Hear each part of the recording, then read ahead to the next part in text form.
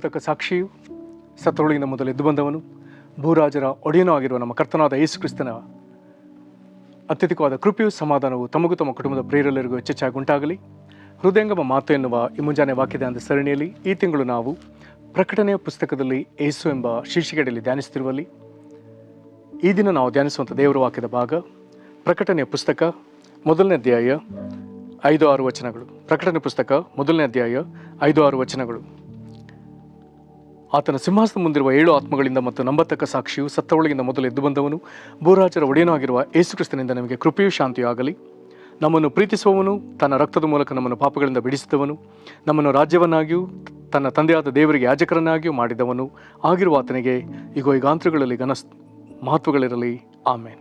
ನಾವೀಗ ಓದಿ ಕೇಳಿದಂಥ ಈ ವಾಕ್ಯವನ್ನು ನಾವು ಗ್ರಹಿಸೋದಕ್ಕೆ ಶಕ್ತರಾಗುವಂತೆ ದೇವರು ತನ್ನ ಆತ್ಮನ ಮೂಲಕ ನಮಗೆ ಈ ವಾಕ್ಯದ ಅರ್ಥಗಳನ್ನ ನಮಗೆ ಕಲಿಸಲಿ. ಇಲ್ಲಿ ಯೋಹಾನನು ಈ ತನ್ನ ಪ್ರಕಟಣೆ ಪುಸ್ತಕದ 1ನೇ ಅಧ್ಯಾಯದ 4ನೇ ವಚನದಿಂದ ಆಸ್ಯ ಮೇಲಿರುವಂಥ 7 ಸಭೆಗಳಿಗೆ ಒಂದು ಪತ್ರವನ್ನು ಬರೀತಾನೆ.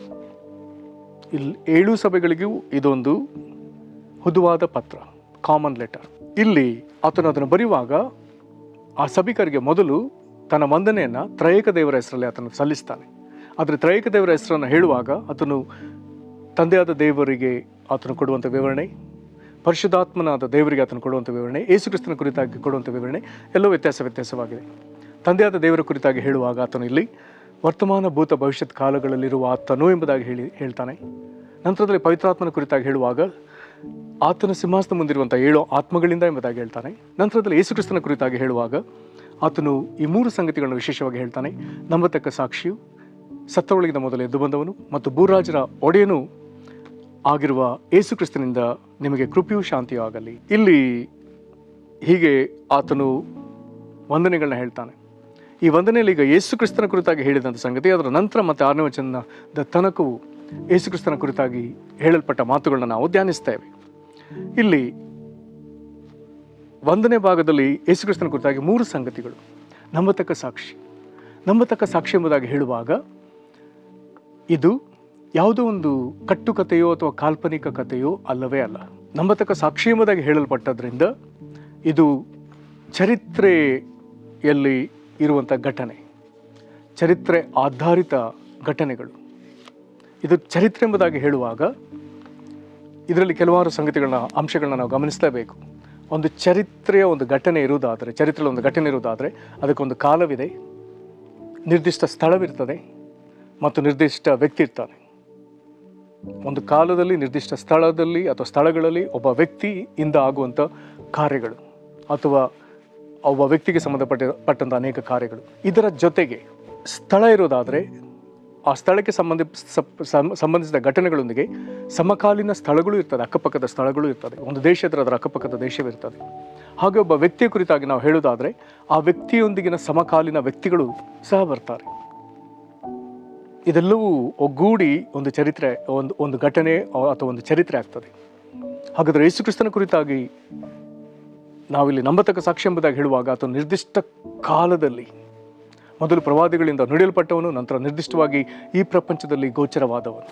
ಕಾಲ, ನಂತರದಲ್ಲಿ ಸ್ಥಳ, ಆಗಿನ ಪ್ಯಾಲೆಸ್ತೀನ್ ದೇಶ ಒಂದು ಸ್ಥಳ ಇರೋದಾದರೆ ಸಮಕಾಲೀನ ಸ್ಥಳಗಳು ಪಕ್ಕದಲ್ಲಿ ಐಗುಪ್ತ ದೇಶ, ಇನ್ನೊಂದು ಕಡೆ ಸಿರಿಯಾ ದೇಶ ಅಥವಾ ಇನ್ನೊಂದು ಕಡೆ ಲೆಬನಾನ್ ದೇಶ, ಹೀಗೆ ದೆಕಪೋಲಿಸ್ ಸೀಮೆ, ಬೇರೆ ಬೇರೆ ಸುತ್ತಮುತ್ತಲ ಪ್ರದೇಶ ಅಥವಾ ಸಿರಿಯಾ ದೇಶ, ಹೀಗೆ ಸುತ್ತಮುತ್ತಲ ಪ್ರದೇಶಗಳಿವೆ. ಮತ್ತು ಆತನು ಯೇಸು ಎಂಬ ವ್ಯಕ್ತಿ ಇರುವುದಾದರೆ ಆತನ ಸಮಕಾಲೀನ ವ್ಯಕ್ತಿಗಳಿದ್ದಾರೆ. ಆತನ ಆಪ್ತ ಶಿಷ್ಯರಲ್ಲಿ ಅನೇಕರು, ಪೇತ್ರ, ಆಂದ್ರೆಯ, ಯಾಕೋಬ, ಯೋಹಾನನಿಗೆ ಅನೇಕರು, ಅಥವಾ ಆಗಿನ ಸರ್ಕಾರಗಳಲ್ಲಿ ಹೆರೋದನು, ಪಿಲಾತನು, ಅಥವಾ ರೋಮ್ ಚಕ್ರವರ್ತಿಯಾದ ಔಗಸ್ತ್ಯನು, ಹೀಗೆ ವಿಧ ವ್ಯಕ್ತಿಗಳು, ಸಮಕಾಲೀನ ವ್ಯಕ್ತಿಗಳು ಕಂಡು ಬರ್ತಾರೆ.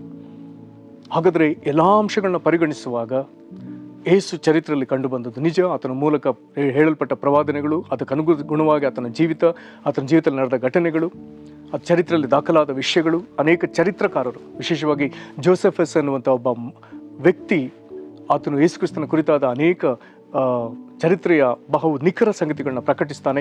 ವಾಕ್ಯದಲ್ಲಿ ಸಿಕ್ಕುವಂಥ ಅಂಶಗಳೊಂದಿಗೆ ಆ ಚರಿತ್ರೆ ಪುಸ್ತಕದಲ್ಲಿ ಸಿಕ್ಕುವಂಥ ಅಂಶಗಳು, ರೋಮ್ ಚರಿತ್ರೆಯಲ್ಲಿ ಸಿಕ್ಕುವಂಥ ಅಂಶಗಳು, ಹೀಗೆ ಅನೇಕ ಚರಿತ್ರಕಾರರಿಂದ ಬರೆದ ಸಂಗತಿಗಳೆಲ್ಲವೂ ಒಂದಾಗಿ ಅದು ಒಗ್ಗೂಡಿ ಹೋಗ್ತದೆ.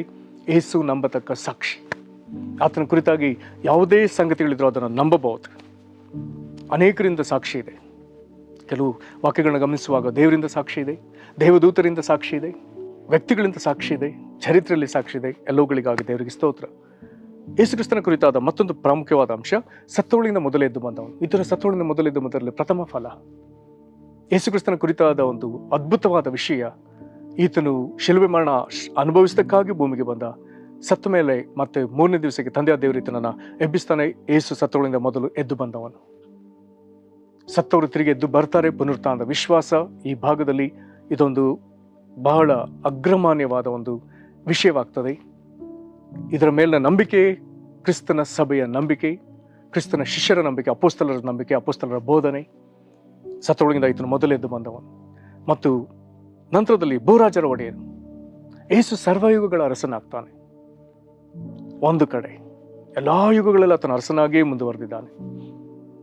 ಎಲ್ಲಾ ಯುಗಗಳಲ್ಲಿ, ಹಿಂದಿನಿಂದ ಈಗ ಮುಂದೆ ಇನ್ನು ಎಷ್ಟು ಯುಗಗಳು, ಎಲ್ಲಾ ಯುಗಗಳಲ್ಲಿ ಆತನ ಅರಸನು.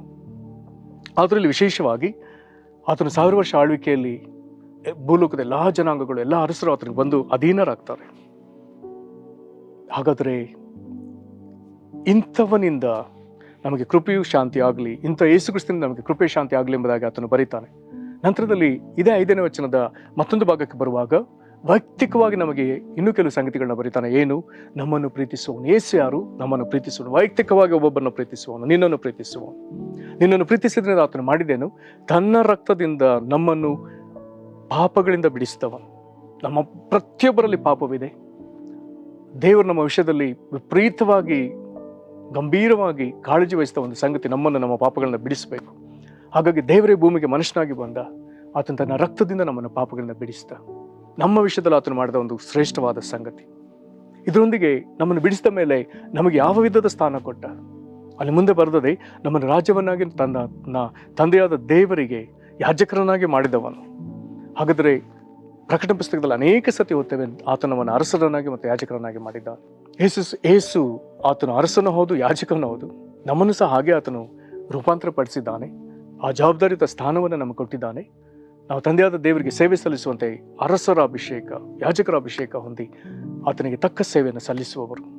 ಇದರ ಕುರಿತಾಗಿ ಅನೇಕ ಸಂಗತಿಗಳನ್ನ ಆದಿಕಾಂಡದಿಂದ ನಾವು ಮತ್ತು ಪ್ರವಾದನೆ ಪುಸ್ತಕಗಳಿಂದ ಮತ್ತೆ ಹೊಸ ಒಡಂಬಡಿಕೆ ಬೆಳಕಿನಲ್ಲಿ ಪ್ರಕಟಣೆ ಪುಸ್ತಕದಲ್ಲಿ ಕಲಿಬೇಕಾಗ್ತದೆ ಅಂತ ಒಂದು ದೊಡ್ಡ ಸೇವೆ ಇದಾಗ್ತದೆ.